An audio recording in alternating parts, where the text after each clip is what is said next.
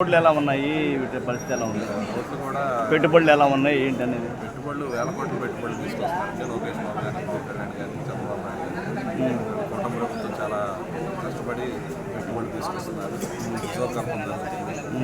రోడ్లు కూడా మన సంక్రాంతికి టార్గెట్ పెట్టుకుని చాలా వరకు చేశారు. ఇక మిగిలిన కూడా ఒక 10 ఏళ్ళలో పుడుతుంది.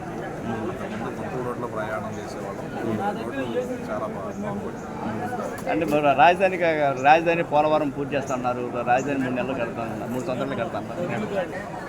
కంపల్సరీ రాజధాని 3 సంవత్సరాలు పూర్తయింది. ప్రధాని సహకారంతో ఆల్రెడీ నాబోర్ లోన్ కానీ ప్రపంచ బ్యాంక్ లోన్ కానీ ఫండింగ్ అంతా చేసుకొని అక్కడ రంగంలో దిగారు. 3 సంవత్సరాల్లో 70-80% అయితే రాజధాని పనులు పూర్తవుతుంది. మళ్ళీ ఎలక్షన్ కల్లా బాబు గారు అమరావతిలో పునర్నిర్మాణంలో కంపల్సరీ ప్రవేశిస్తాం.